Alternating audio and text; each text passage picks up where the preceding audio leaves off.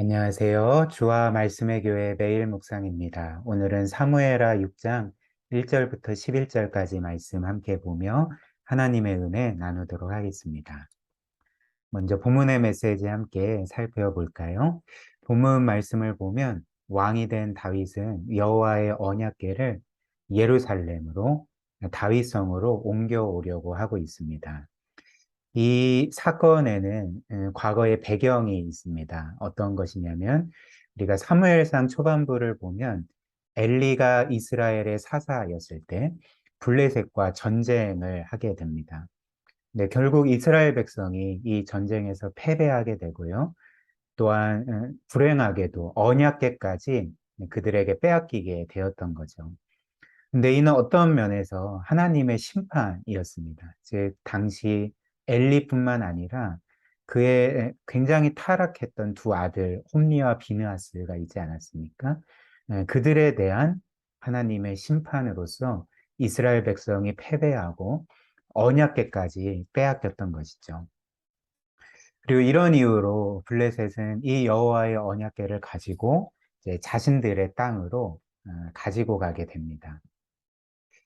그러나 이후에 어떤 일이 일어났을까요? 우리가 아는 것처럼 여호와의 언약궤는 그 블레셋 땅에 큰 재앙을 가져왔습니다. 그래서 많은 사람들이 죽게 되거나 고통을 당하게 되었던 거죠.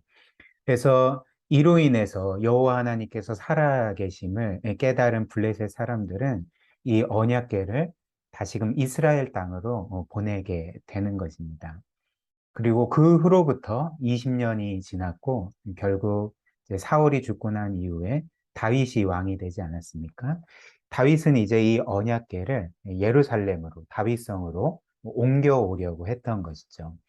그래서 그런 프로젝트를 짜고 정예 병사 3만 명을 이끌고 당시 언약궤가 있었던 바알레 유다, 즉 기랏 여아림으로 가게 됩니다.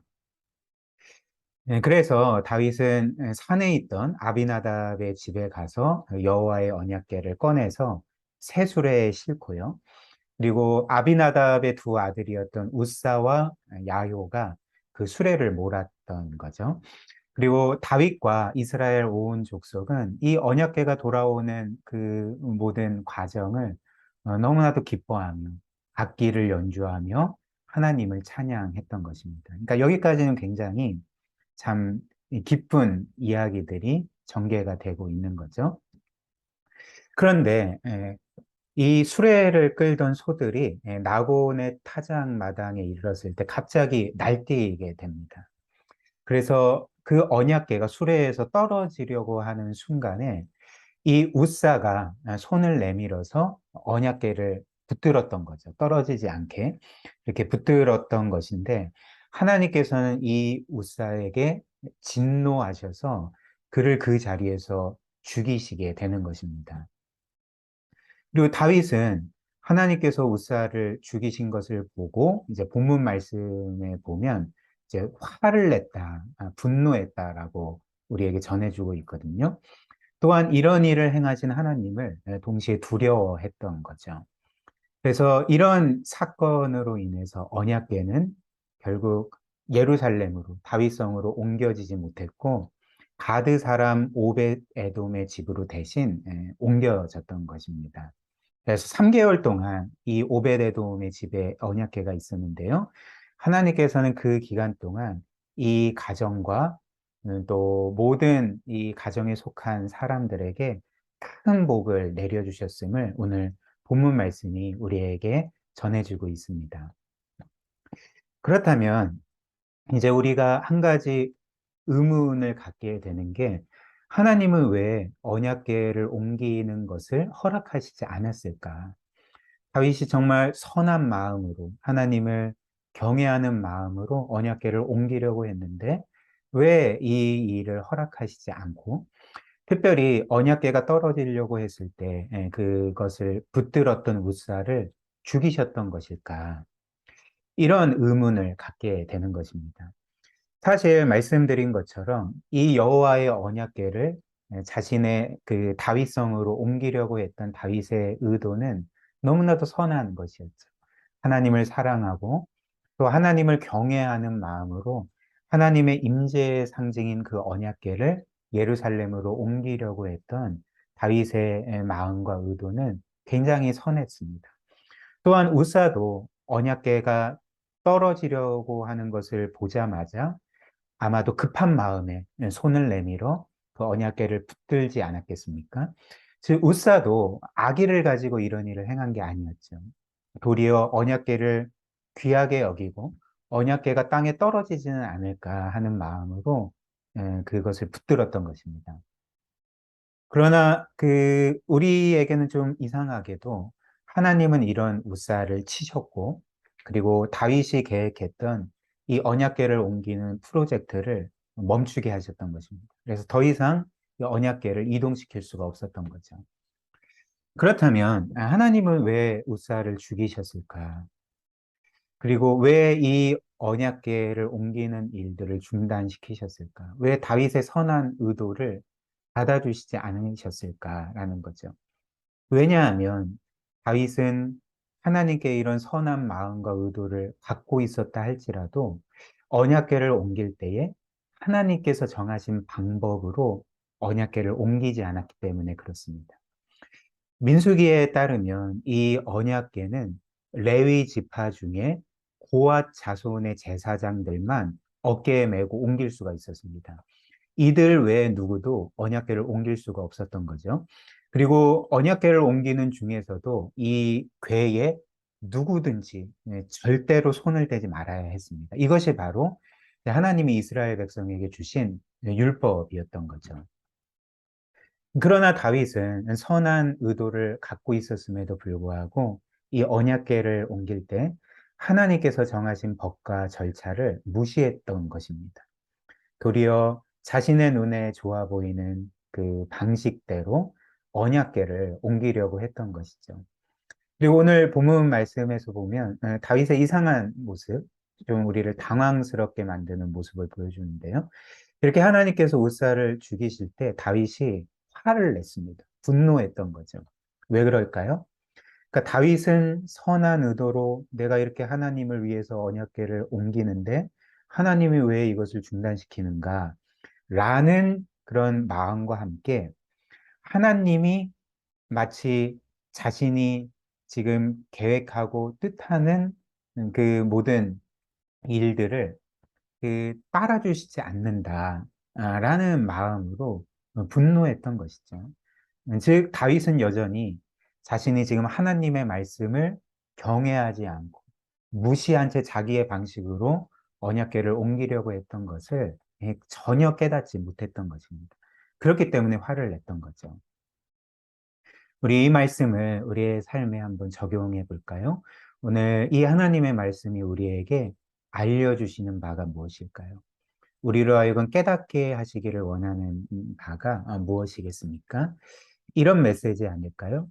하나님은 우리가 그분을 섬길 때에 그분을 향한 선한 마음과 동기만 필요한 것이 아니라 올바른 방법이 필요하다는 것입니다.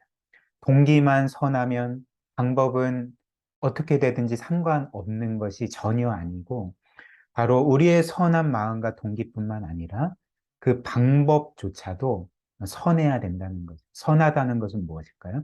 그러니까 하나님께서 말씀하시고 정하신 방법대로 그리고 과정과 절차대로 하나님을 섬겨야 된다는 거죠. 그래서 이런 것이 아니라 우리가 하나님을 섬길 때에 하나님이 원하시는 방식이 아니라 우리가 원하는 방식대로 우리가 판단할 때 좋다고 생각하는 그 방식으로 하나님을 섬기는 건 사실 하나님을 진정으로 섬기는 게 아닌 것입니다. 예를 들어 볼까요?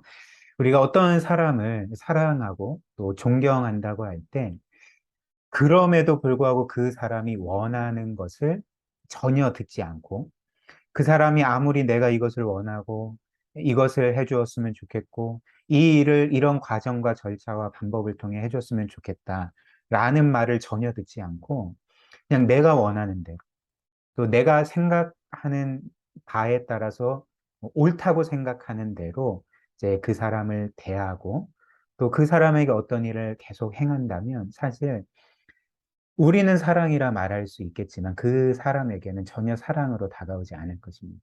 그러니까 우리가 원하는 대로 하는 것은 사실 사랑이 아닌 거죠. 한 사람을 사랑한다는 것은 그 사람의 말에 귀를 기울이고 그 사람이 어떤 것을 기뻐하고 또 어떤 일을 어떤 방법으로 하기를 원하는지를 알고 그대로 행하는 것이 사랑 아니겠습니까? 마찬가지로 우리가 하나님을 사랑합니다. 하나님을 경외합니다. 라고 말하면서도 하나님이 말씀하신 대로 따르기보다는 내가 원하는 대로 예배하고 내가 원하는 대로 그분을 섬긴다면 이것은 하나님을 사랑하고 경외하는 것이 아니라는 거죠. 오히려 그것은 어떻게 되겠습니까? 우리가 하나님께 이렇게 말하는 것이 된다는 거죠. 하나님의 뜻은 별로 지혜롭지 못해 보입니다. 도리어 나의 생각과 판단과 내가 하는 것이 지혜로워 보입니다. 그러니까 그냥 제가 하는 대로 따르십시오. 라고 말하는 것과 같다는 거죠. 그러니까 이런 교만함이 어디 있겠습니까?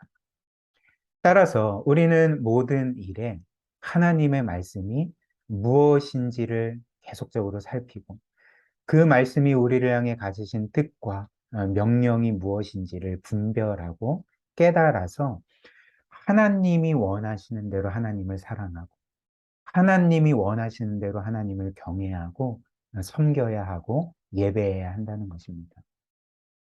결국 이렇게 하지 않는 하나님의 말씀을 따르지 않는 신앙은 결국 하나님을 섬기는 것이 아니라 내 뜻을 이루고 나 자신을 섬기는 내 개인적인 종교로 전락하게 된다는 거죠. 우리 이 말씀 생각하며 함께 기도할까요? 오늘 말씀처럼 늘 하나님께서 우리를 향해 가지신 뜻이 무엇인지, 우리에게 명하신 바가 무엇인지, 우리에게 정말 원하시는 구체적인 삶이 무엇인지를 늘 하나님의 말씀을 통해 알아가고 깨닫고, 그리고 그 말씀대로 하나님을 사랑하고 경외할 수 있도록, 섬기고 예배할 수 있도록 그런 복된 삶 살아가게 해달라고 이 시간 우리 함께 말씀 기억하며 기도하도록 하겠습니다.